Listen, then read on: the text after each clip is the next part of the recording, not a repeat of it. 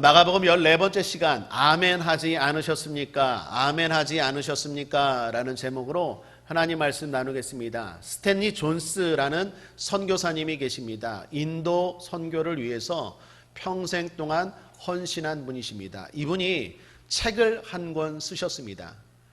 아멘 신앙, 적극적이고 절대 긍정, 절대 믿음의 신앙을 가지고 책을 한 권 쓰셨는데 영어로 디바인 예스라는 책입니다.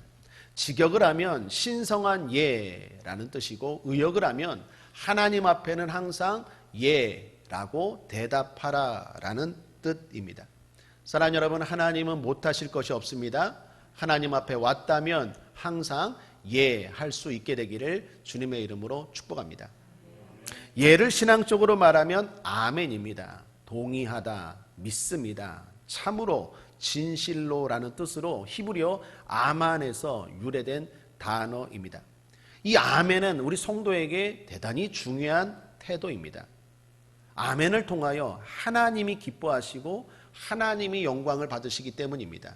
신약성경 고린도후서 1장 20절에 보면 하나님의 약속은 얼마든지 그리스도 안에서 예가 되니 그런즉 그로 말미암아 우리가 아멘하여 하나님께 영광을 돌리게 되느니라.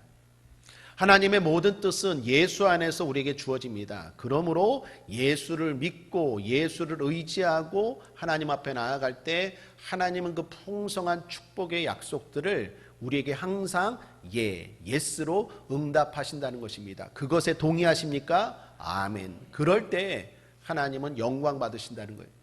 예를 들면 질병 걸린 사람이 예수 이름으로 기도합니다. 예수 이름으로 선포합니다. 예수 이름으로 아멘합니다. 그러면 질병이 치료되어 나는 기쁘고 하나님은 영광 받으시는 것입니다. 어려움 가운데 환난 가운데 처한 자가 하나님을 의지합니다. 하나님께 기도합니다. 하나님 앞에 아멘합니다. 예수 이름으로 아멘합니다. 그러면 나는 구원받고 하나님은 영광 받으시는 것입니다.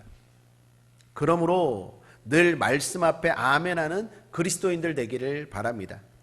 지난 시간 우리 예수님이 귀한 말씀을 전해주셨습니다. 하나님 나라에 대해 말씀하셨습니다. 천국길을 걸어가는 사람들 어떻게 살아야 되는지 은혜로운 말씀을 전해주셨습니다. 그 말씀을 듣고 사람들 대부분 아멘 했을 것입니다. 특별히 제자들은 확실히 아멘 했을 것입니다. 왜 그렇습니까? 제자들은 따로 주님이 그 말씀에 대한 깊은 의미와 뜻을 해석해 주었기 때문입니다. 이 제자들은 이제 은혜 충만입니다. 감사 충만, 믿음 충만입니다. 아멘 충만입니다. 그리고 나서 그날 저녁에 일어난 일입니다. 35절에 보면 그날 저물 때에 라고 말합니다. 다시 말하면 지난 시간에 했던 설교와 예수님이 설교하신 시간과 지금 오늘 제자들에게 일어난 시간이 동일한 날 저녁이었다라는 것입니다. 무슨 말입니까? 여기서 뭔가 우리는 느낄 수 있는 것이 있습니다. 예수님이 지금 행동하십니다. 설교만 하지 않고 행동하십니다. 사랑하는 여러분, 기독교는 하나님의 나라는 말에 있지만 않고 능력에 있는 줄 믿습니다. 예수님은 우리를 위로하실 뿐만 아니라 치료하시는 줄 믿습니다. 아멘. 예수님은 지금 설교하시고 그리고 행동하십니다. 뭔가 분명한 메시지를 주려고 하는 행동입니다. 대단히 의도적이십니다. 그게 뭘까요? 아멘한 대로 살아라 라는 것입니다. 사랑하는 여러분, 오늘 예배 잘 드리고 아멘 잘 하시고 그리고 한 주간 그 아멘한 대로 살게 되기를 주님의 이름으로 축원합니다. 자, 그 사람들은 어떻게 살아야 될까요? 첫째로 말씀으로 시작함이 그 사람의 삶에서 보여야 합니다. 말씀 앞에 아멘한 사람들은 시작이 달라야 합니다. 그 전에는, 예전에는 내 생각대로 시작합니다. 또는 다른 사람들의 조언을 듣고 시작합니다. 어떤 시작이든 사람으로부터 시작하지만 이제 예배드리고 아멘한 사람들은 시작과 행동이 다릅니다. 그 시작은 항상 말씀으로 시작합니다. 기도하고 응답받고 시작합니다. 여러분 오늘 본문 35, 36절을 보십시오. 그날 저물 때에 제자들에게 이르시되 우리가 저편으로 건너가자 하시니 저희가 무리를 떠나. 제자들이 왜 움직입니까? 왜 저편으로 건너갑니까? 주님의 말씀으로 움직입니다. 여러분이 어떤 일을 하시건 간에 크든지 작든지 간에 묻고 가십시오. 그 사람들이 말씀 앞에 아멘한 사람들입니다. 사랑하는 여러분, 여러분의 인생의 배에 말씀의 키로 시동을 걸게 되기를 주님의 이름으로 축원합니다. 우리 신앙의 선배들은 하나같이 말씀으로 시작합니다. 믿음의 조상 아브라함을 보십시오. 창세기 12장에 본토 친척 아비집을 왜 떠납니까? 하나님 말씀 때문에 떠납니다. 말씀으로 움직입니다. 말씀으로 시작하더라라는 것입니다. 나이 80 노인 모세가 그 애굽왕 바로 앞에 어떻게 담대하게 나아갑니까? 자기 생각, 자기 계획? 아니요. 하나님의 말씀으로 나아갑니다. 나이 든 사람만이 아닙니다. 젊은 여호수아가 그 넓은 가나안 땅을 어떻게 정복합니까? 하나님이 주시는 약속의 말씀으로 시작하고 나아갑니다. 특별히 다윗을 보십시오. 다윗은요, 그 전쟁 가운데서도 하나님 앞에 묻습니다. 사무엘상 23장 2절입니다. 이에 다윗이 여호와께 묻자와 가로되 내가 가서 이 블레셋 사람을 치리이까? 여호와께서 다윗에게 이르시되 가서 블레셋 사람을 치고 그 일 나를 구원하라 하시니. 그 어렵고 급박한 전쟁 상황 가운데서도 하나님 앞에 물었다라는 것을 주목하시길 바랍니다. 또 묻습니다. 30장 8절입니다. 다윗이 여호와께 묻자와 가로되 내가 이 군대를 쫓아가면 미치겠나이까? 여호와께서 대답하시되 쫓아가라. 내가 반드시 미치고 정령도로 찾으리라. 묻자와 가로되 계속 묻고 또 묻고 응답받고 나아갑니다. 사랑하는 여러분, 아무리 급해도 묻고 가십시오. 절대로 뒤처지지 않고 절대로 늦지 않습니다. 우리에게 목자가 계십니다. 우리는 양입니다. 양은 연약합니다. 양의 특징은 눈이 안 좋습니다. 목자가 반드시 필요한 존재가 양입니다. 목자 따라갈 때 푸른 초장 쉴 만한 물가가 나옵니다. 목자 따라갈 때 사망의 음침한 골짜기도 두렵지 않습니다. 그러므로 내 마음대로가 아니라 주님 뜻대로 인도함 받게 되길 바랍니다. 그렇게 묻고 가면요, 안 좋은 것 같아도 좋아집니다. 그러나 묻고 가지 않고 내 마음대로 결정하면 처음에는 좋은 것 같지만 결국은 안 좋아집니다. 창세기 13장에 아브라함과 조카 롯에 대한 이야기를 보십시오. 선택의 갈림길에 놓였을 때 롯은 하나님 앞에 묻는 장면이 없습니다. 자기 소견에 옳은 대로 판단하고 소돔과 고모라 성을 선택합니다. 성경은 그때 소돔과 고모라 성이 에덴과 같았더라라고 말합니다. 좋은 곳이었습니다. 앞으로 잘 될 줄 알았습니다. 그런데 우리는 알고 있죠. 거기에 하나님의 심판인 불과 유황이 떨어졌습니다.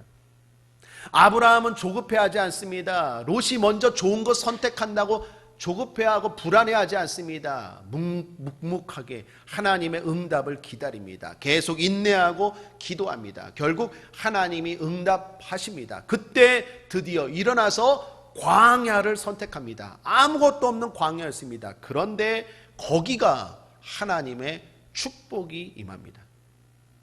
사랑하는 여러분, 그러므로 하나님 앞에 묻고 가는 저와 여러분 되기를 바랍니다. 한번 따라할까요? 주님, 어떻게 할까요? 두 번째입니다. 하나님 앞에 예배 잘 드리고 말씀 앞에 아멘한 사람들은 반드시 세상이 줄 수 없는 평안함이 나타납니다. 이제 제자들은 주님과 함께 배를 타고 갈릴리 호수를 건넙니다. 갈릴리는 디베랴, 게네사렛, 긴네렛 다 같은 말입니다. 같은 호수 또는 바다라고도 말합니다. 그만큼 큽니다. 호수 상단에서 하단까지 약 18km 정도 됩니다. 더군다나 그 주변에 있는 골란 고원이 있는데 거기서 더운 바람이 불어옵니다. 주변에 헐몬산이 있는데 거기서 찬 바람이 불어옵니다. 주변에 지중해의 바람까지 합세합니다. 그래서 갈릴리는요, 지금도 그런데 돌풍이 많습니다. 일기예보가 항상 틀리는 곳이 갈릴리 호수입니다. 그 호수를 지금 건너고 있습니다. 그 당시에 배는 고고학 자료에 보니까 발견되었는데 길이가 8m 정도 되는 작은 나룻배였습니다.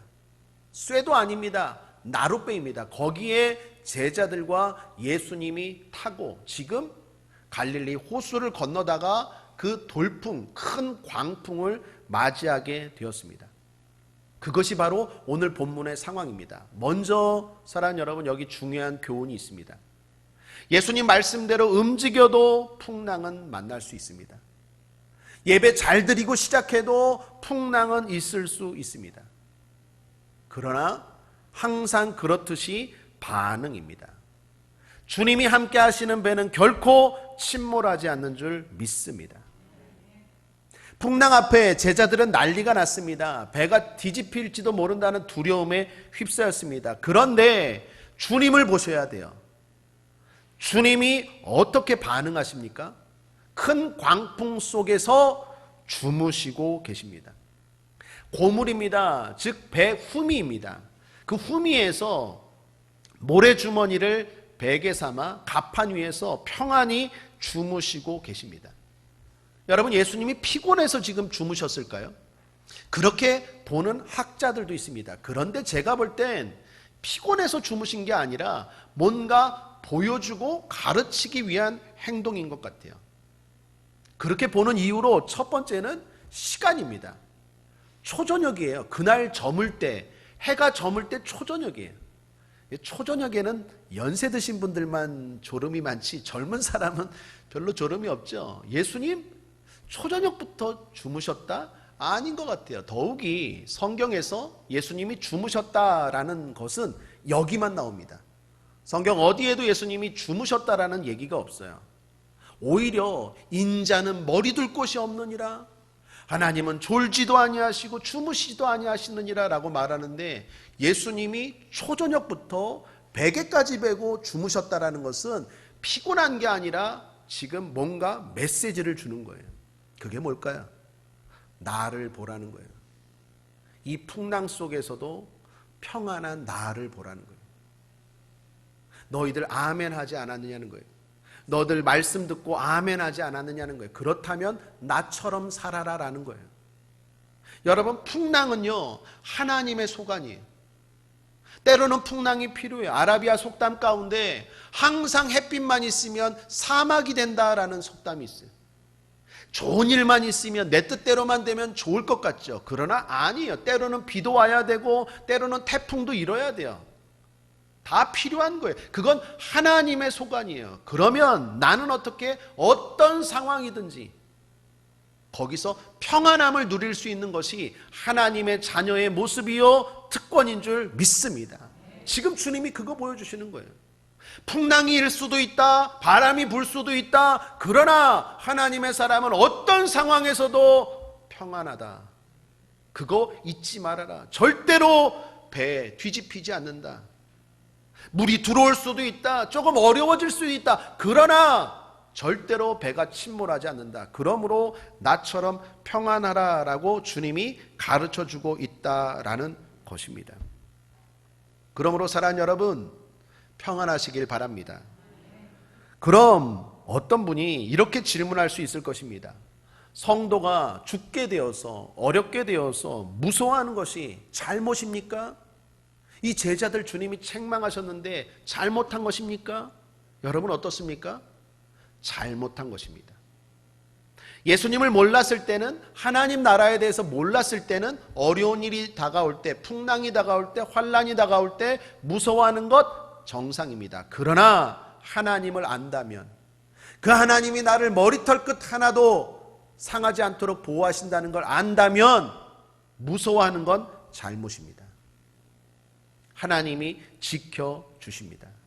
그럼 또 어떤 분은 이런 질문할 수 있습니다. 풍랑 앞에, 어려움 앞에, 환난 앞에 성도는 아무것도 안 하고 그럼 잠자면 됩니까? 라고 물 수 있어요. 그건 아닙니다. 최선을 다해야 됩니다. 내 인생의 배에 물이 들어오면 그거 퍼내야 됩니다. 최선을 다해야 됩니다. 그런데 핵심은 뭡니까? 무서워했다라는 거예요. 두려워했다라는 거예요. 여러분, 질병의 문제가 있을 때 그 질병을 치료받기 위해서 병원에 가십시오. 노력하십시오. 그러나 무서워하지 마십시오. 코로나19가 지금 확산되고 있습니다. 우리가 마스크 쓰고 거리 두기 합니다. 그러나 무서워하지 마십시오. 핵심은 무서워하는 거예요. 주님이 뭐라고 말합니까? 왜 이렇게 무서워하느냐라는 거예요. 성경 40절 말씀 함께 읽겠습니다. 시작. 이에 제자들에게 이르시되 어찌하여 이렇게 무서워하느냐? 너희가 어찌 아직도 믿음이 없느냐 하시니. 초점은 무서움과 믿음입니다. 믿음이 없기 때문에 무서워한다라는 것입니다. 아멘 했다면, 믿음이 있다면 어떤 상황에서도 평안함을 누리는 것이 당연하다라는 것입니다. 노력하십시오. 열심히 사십시오. 그러나 무서워하지 마십시오. 시편 23편에 다윗을 보십시오. 사울에게 쫓기는 불안한 상황에서도 다윗은 노래합니다. 내가 사망의 음침한 골짜기를 다닐지라도 해를 두려워하지 않을 것은 주께서 나와 함께 하심이라.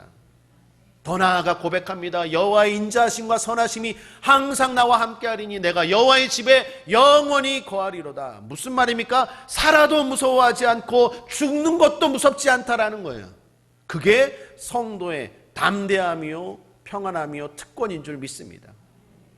사도행전 12장에 베드로를 보십시오. 베드로가 어떻게 합니까? 12장 6절 7절 함께 읽겠습니다. 시작. 헤롯이 잡아내려고 하는 그 전날 밤에 베드로가 두 군사 틈에서 두 쇠사슬에 매여 누워 자는데 파수꾼들이 문 밖에서 옥을 지키더니 호련히 주의 사자가 곁에 섬에 옥중에 광채가 조요하며 또 베드로의 옆구리를 쳐 깨워 가로되 급히 일어나라 하니. 베드로의 모습을 보십시오.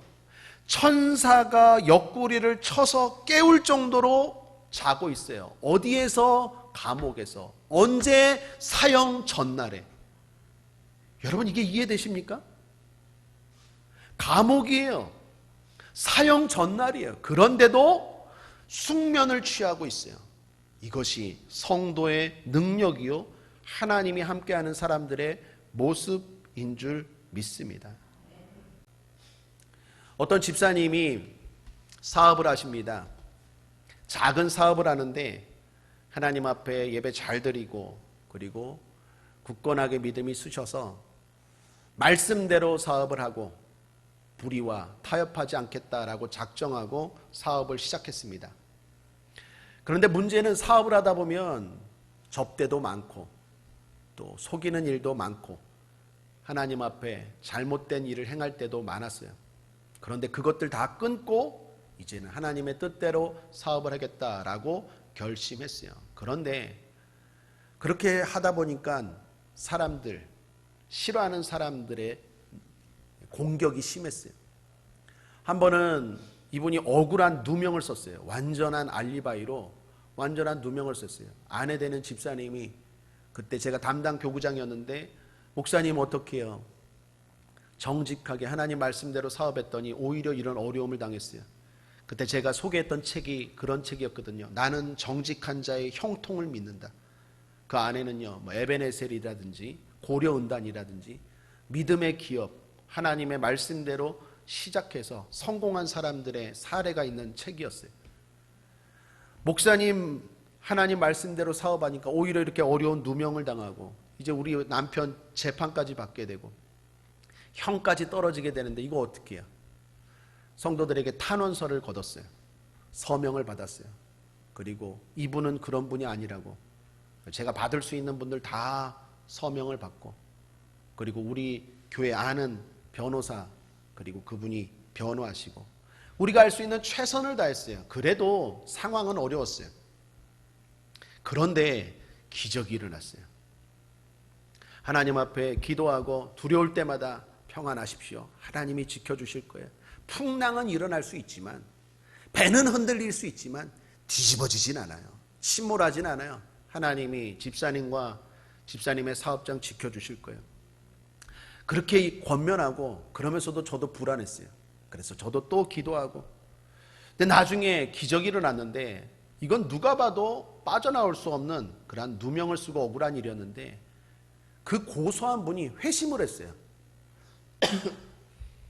내가 잘못했다고 양심의 가책이 계속 찔렸는데 마지막에 판사 앞에서 죄송하다고, 사실은 내가 거짓 위증을 했다고. 그래서 이분이 극적으로 풀려나게 되고, 그리고 하나님 앞에 영광 돌리게 된 역사가 있습니다. 사랑하는 여러분, 어떤 상황에서도 하나님 붙잡고 평안하는 저와 여러분 되기를 주님의 이름으로 축원합니다. 요한복음 14장 27절입니다. 평안을 너에게 끼치노니 곧 나의 평안을 너에게 주노라. 내가 너에게 주는 것은 세상이 주는 것 같이 아니하니라. 너희는 마음에 근심도 말고 두려워하지도 말라. 요한복음 16장 33절 함께 읽겠습니다. 시작. 이것을 너에게 이름은 너희로 내 안에서 평안을 누리게 하려 함이라. 세상에서는 너희가 환난을 당하나 담대하라. 내가 세상을 이기었노라 하시니라. 아멘. 세 번째로, 아멘 했다면, 예배 잘 드렸다면, 이제 주님이 어떤 분인지 아신다면 말씀이 주는 분별력과 능력이 그 사람의 삶에서 보여야 합니다. 예수님은 이제 풍랑 가운데서 평안하라, 두려워하지 말라고만 말하지 않고 그 풍랑의 문제를 해결해 주십니다.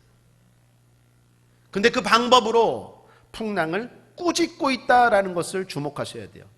여러분, 누구에게 꾸짖습니까? 인격체에게 꾸짖죠. 자연에게 꾸짖습니까? 물건에게 꾸짖습니까? 인격체에게 꾸짖습니다. 그런데 예수님이 지금 꾸짖고 있습니다. 자연과 물건이라면 보통 명령하는데 여기서는 꾸짖고 있습니다. 이 원어를 보면 꾸짖다라는 것도 정리하면 귀신이 딱 안 거예요. 예수님이 오는 거 딱 안 거예요. 예수님이 제자들과 오는 거 안 거예요. 큰일 난 거예요. 그래서 풍랑을 막 일으켰다라는 거예요. 여러분, 우리가 믿음으로 산다면, 하나님의 뜻대로 산다면, 마귀를 쫓아내려고 한다면 마귀는 더 우리를 불안하게 하고 우리의 삶에 자꾸 풍랑을 일으킬 수 있어요. 욥기에 보면 욥을 보십시오. 의롭게 살면 반드시 마귀의 핍박과 공격이 있어요. 그러나 사랑하는 여러분, 분별할 수 있게 되길 바랍니다. 여기 주님이 분별하고 계세요. 바람과 풍랑만 본 게 아니라 왜 이런 풍랑이 일어났는지 그 배후의 마귀를 볼 수 있는 눈, 그게 저와 여러분에게도 있게 되길 바랍니다. 의사 선생님은 엑스레이를 통해 몸의 깊은 원인을 찾습니다. 진찰기를 통해 보이지 않는 몸의 상태를 체크합니다. 우리도 마찬가지입니다. 성령으로 충만한 사람들, 말씀과 기도로 충만하고 무장한 사람들은요, 그 배후의 실체의 마귀를 분별하고 영적 싸움할 줄 알아요. 그래서 영혼이 잘 되어야 범사가 형통하고 강건한 걸 알아서 영적인 싸움을 하고 영적으로 강건한 걸 추구하게 된다라는 것입니다. 사랑하는 여러분, 저와 여러분에게 이 분별력이 있게 되길 바랍니다. 예수님 그걸 분별하시고 이제 해결하십니다. 꾸짖으십니다. 그런데 주목할 건 제자들도 꾸짖었다라는 것입니다. 왜 제자들도 꾸짖었을까요? 제자들이 해결하지 못하기 때문에 꾸짖은 거예요. 두려워하고 오히려 무서워하기 때문에 꾸짖은 거예요. 여러분, 그렇다면 제자들은 이 풍랑의 문제를 해결할 수 있을까요? 아멘입니다. 여러분께 질문합니다. 여러분은 그 풍랑의 문제를 해결할 수 있을까요? 아멘입니다. 주님 말씀하셨어요. 너희가 나를 믿으면 내가 행한 일을 할 것이요 나보다 더 큰 일도 감당하리라. 실제로 베드로는요, 한 번 설교에 3,000명이 뒤집어지고 제자가 되었어요. 예수님 그런 적이 없어요. 예수님도 한 번 설교에 3,000명이 뒤집어지고 제자 된 적은 없었지만 그 제자 베드로는 설교 한 번에 3,000명이 뒤집어졌어요. 여러분, 베드로뿐만 아니라 우리도 예수님처럼 또는 때로는 예수님보다 더 큰 능력이 나타날 수 있는 줄 믿습니다. 믿음은 능치 못함이 없습니다. 할 수 있거든이 무슨 말이냐? 믿는 자는 능치 못함이 없느니라 주님 말씀하셨습니다. 제가 늘 좋아하고 강조하는 말씀, 믿는 자들에게 이런 표적이 따르니 너희가 귀신을 쫓아내며 새 방언을 말하며 뱀을 짚고 무슨 독을 마실지라도 해를 받지 아니하며 병든 자에게 손은즉 나으리라 하시니라. 아멘. 이게 저와 여러분의 표적, 이게 저와 여러분의 삶에 나타나는 증거 되기를 주님의 이름으로 축복합니다. 마태복음 17장 20절에 이 진실로 너에게 이르노니 너희가 만일 믿음이 한 겨자씨만큼만 있으면 이 산을 명하여 여기서 저기로 옮기라 하여도 옮길 것이요 또 너희가 못할 것이 없으리라. 따라하겠습니다. 못할 것이 없으리라. 그것이 믿음의 능력이에요. 너희가 아멘 하지 않았느냐? 너희가 예배 드릴 때, 내 설교 드릴 때 은혜 받지 않았느냐? 그러면서 어떻게 조금 풍랑 만났다고 그걸 두려워하고 무서워하고 그걸 해결할 수 있는 능력을 주었는데 그걸 해결하지 못하고 이렇게 두려워하느냐라는 거예요. 그러므로 사랑하는 여러분, 오늘 우리가 싸워야 될 대적, 마귀는요, 두 영역에서 역사해요. 하나는 내 삶의 환경에서 풍랑을 일으키는 것, 그거 대적해야 돼요. 그런데 또 하나 중요한 건 내 마음에서 역사하는 마귀를 쫓아내야 돼요. 내 마음에서 역사하는 마귀. 그런 의미에서요, 마태복음 8장과 오늘 본문을 비교하면요, 순서가 좀 달라요. 마태복음 8장에 오늘 이야기가 동일하게 나오는데 한번 함께 읽겠습니다. 시작. 26절 시작. 예수께서 이르시되 어찌하여 무서워하느냐? 믿음이 적은 자들아 하시고 곧 일어나사 바람과 바다를 꾸짖으신데 아주 잔잔하게 되거늘. 자, 주님이 꾸짖으셨는데 둘 다 꾸짖으셨는데 뭘 먼저 꾸짖으셨습니까? 제자들을 꾸짖으셨고 믿음이 적은 자들아 꾸짖으셨고 그 다음에 풍랑, 바람과 바다를 꾸짖으셨어요. 그런데 오늘 본문 마가복음 4장 39절 40절을 함께 읽겠습니다. 시작. 예수께서 깨어 바람을 꾸짖으시며 바다더러 이르시되 잠잠하라 고요하라 하시니 바람이 그치고 아주 잔잔해지더라. 이에 제자들에게 이르시되 어찌하여 이렇게 무서워하느냐? 오늘 마가복음은 순서가 반대예요. 풍랑을 먼저 꾸짖으시고 그리고 제자들을 꾸짖으셨어요. 뭐가 맞을까요? 환경을 꾸짖는 게 맞을까요? 제자들을 먼저 꾸짖는 게 맞을까요? 내가 환경에 역사하는 마귀를 대적하는 게 먼저입니까? 내 마음에 역사하는 마귀를 대적하는 게 먼저입니까? 상관없어요. 그때그때 달라요. 환경이 급하면 환경에 역사하는 마귀를 꾸짖으십시오. 악한 마귀야, 내 삶에 어려움을 주고 내 삶을 힘들게 하는 원사탄 마귀, 이 사업장에서 우리 가정에서 우리 자녀들에서 떠나갈지어다 먼저 대적하십시오. 그리고 내 마음에서 불안함을 주고 의심을 주고 두려움을 주는 마귀도 떠나갈지어다. 그럴 수 있어요. 또는 반대로 내 마음을 먼저 꾸짖고 마귀를 꾸짖을 수 있어요. 환경에서 역사하는 마귀를. 중요한 건 주님이 강조하는 건 이거예요. 마귀는 두 곳에서 다 역사한다는 거예요. 두 곳에서 역사하는 마귀를 다 쫓아내야 돼요. 여러분 마음에서 역사하는 마귀 물러갈지어다. 두려움을 주고 입만 열면 못한다, 죽겠다, 가난하다, 안된다, 불평하는 마귀가 떠나갈지어다. 환경에서 역사하는 마귀 떠나갈지어다. 사업장에서 떠나갈지어다. 가정에서 떠나갈지어다. 여러분이 가는 곳들마다 떠나갈지어다. 두 곳 다 물리치셔야 돼요. 마지막 하나만 더 한다면 아멘한 사람들은 말씀하시는 이제 하나님을 두려워함이 보여야 합니다. 여러분 이 사건의 결론은 두려움으로 끝납니다. 41절을 보십시오. 저희가 심히 두려워하여 서로 말하되 저가 뉘기에 바람과 바다라도 순종하는고 하였더라. 오늘 말씀은 두려움으로 시작했습니다. 그런데 그때 두려움은 풍랑이었습니다. 그러나 마지막에 제자들이 두려워했다라는 이 두려움은 하나님에 대한 두려움입니다. 그래서 성경 원어 헬라어를 보면 단어가 다릅니다. 환경에 대한 두려움은 데일로이고 하나님에 대해서 두려웠다라는 것은 포본, 다리 말하면 경외감입니다. 사랑하는 여러분, 신앙이 뭐라고요? 환경에 대한 두려움에서 하나님에 대한 두려움으로 바뀌어져 가는 게 신앙인이에요. 옛날에는 환경이 두려웠어요. 문제가 두려웠어요. 가난이 두려웠고 질병이 두려웠고 뭐 다 두려웠어요. 그래서 늘어나는 건 보험만 늘어나요. 두려우니까 보험 드는 거예요. 계속 이것도 두렵고 저것도 두렵고 이것도 두렵고 한다고 해서 다 예비한다고 두려워요. 그런데 점점 믿음이 생기면 뭐가 두려워요? 하나님이 두려워요. 하나님의 말씀대로 살지 않는 게 두려워요. 하나님의 뜻대로 살지 않는 게 두려워요. 하나님 앞에서 행하는 게 두려워요. 여러분 우리가 이 땅에 살아가는데 얼마나 많은 두려움이 있을까요? 미국의 시사 타임지에서 조사를 했는데 사람들이 두려워하는 종류가 얼마나 될까 했을 때 276가지래요. 제가 볼 땐 그것도 하나의 수치이고 어쩌면 더 많을지 몰라요. 276가지보다 훨씬 더 많은 두려움이 우리의 삶에 있을 거예요. 인간은 살아있는 한 두려움의 존재입니다. 그런데 하나님의 자녀들은 그 많은 두려움이 하나님에 대한 두려움으로 바뀌어요. 하나님에 대한 경외감, 하나님을 두려워하면 어떻게 될까요? 이것들이 두렵지 않아요. 그래서 제가 늘 강조합니다. 하나님 한번 두려워하면 세상의 그 모든 것도 두렵지 않지만 하나님을 두려워하지 않고 하나님 앞에 예물, 하나님 앞에 말씀, 하나님의 날, 하나님 앞에 예배 이런 것들을 경홀히 여기고 두려워하지 않으면 세상의 작은 것도 두려워요. 부스럭거리는 것도 두려워요. 사랑하는 여러분, 하나님에 대한 두려움으로 변화가는 저와 여러분 되길 바랍니다. 말씀을 정리합니다. 서론에 소개했던 스탠리 존스 선교사님, 디바인 예스라는 책을 썼죠. 이분이 책을 쓴 것만이 아니라 그 아멘 한 대로 본인도 실천했어요. 69세가 되었을 때 중풍에 걸렸습니다.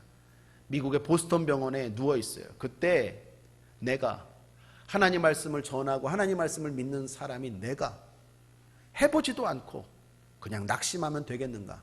그래서 간호사에게 부탁을 했대요. 아침마다 들어오는 간호사에게, 간호사님 아침에 나한테 들어올 때마다 나를 향해서 선포 좀 해주세요. 사도행전 3장을 보여주면서 은과 금은 내게 없거니와 내게 있는 것으로 내게 명하노니 선교사님 질병의 자리에서 일어날지어다. 선포해 주세요. 그래서 간호사님이 믿음이 또 있는 분이었나 봐요. 그러면 내가 아멘 할게요. 그리고 실제로 그 간호사님이 아침마다 선포했대요. 그리고 선교사님은 겸손하게 아멘 했대요. 그리고 어떻게 됐을까요? 일어났어요. 중풍병에서 일어나서 그 이후로 20년간 더 인도 선교사로 건강하게 쓰임받았다라는 것입니다. 사랑하는 여러분, 아멘은 우리 삶에서 일어나야 합니다. 그렇게 아멘 할 때 진짜 능력이 우리 삶에서 나타날 줄 믿습니다. 기도하겠습니다. 하나님 아버지, 말씀 앞에 아멘하는 신앙 되게 하여 주옵소서. 더 나아가 아멘한 대로 살아갈 수 있도록 붙잡아 주시옵소서. 예수님의 이름으로 축복하고 기도했습니다. 아멘.